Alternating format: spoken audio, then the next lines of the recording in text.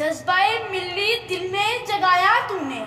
ایک آزاد وطن ہم کو دلایا تو نے، وحدت کا سبق یاد دلایا تو نے، بکھرے ہوں کو ایک قوم بنایا تو نے، بکھرے ہوں کو ایک قوم بنایا تو نے۔ لیکن صدر اعلی وقار آج لوگ سوال کرتے ہیں کہ وہ جو یقین محکم امن پہم کا سبق پڑھایا کرتا تھا اور بے لوث لگن کا درس دیتا تھا، وہ آج کہاں ہے؟ میں شرمندہ ہوں ایسے پاکستان کا حصہ ہو کر جہاں نئی روایات پر دمادم مست کلندر کرتے سب کے سب جھوٹے ہیں کہ بھلے میری آنکھ چاند پر آنکھ بنائی ہے مگر میں نے روح قائد کو تسکین دلائی ہے، کہ میں نے گلشن کے تحفظ کی قسم کھائی ہے، کہ رگ رگ میں جس کی ولولہ ہے حب قوم کا،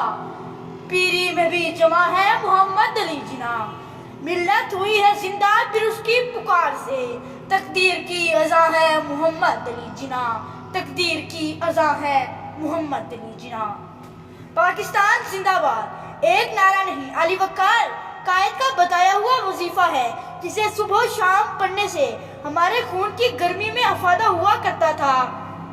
سلام اس قائد کو جو مرتے مرتے حب الوطنی کا یہ درس دے گیا کہ اے وطن، جسم میرا جان تمہارے نام کی، ہونٹ میرے نغمے تمہارے نام کے، یہاں تک کہ زندگی میری، دھڑکنیں میری، سانسیں میری، مگر شہادت تمہارے نام کی۔ اٹھو چھلانگ مار کے آکاش کو چھو لو، تم گاڑ دو گگن پہ، ہم لائے ہیں طوفان سے کشتی نکال کے،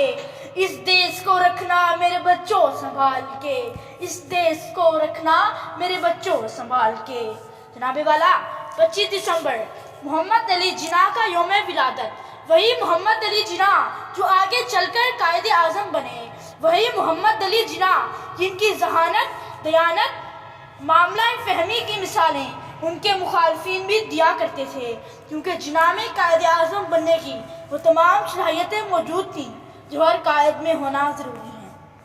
شکریہ۔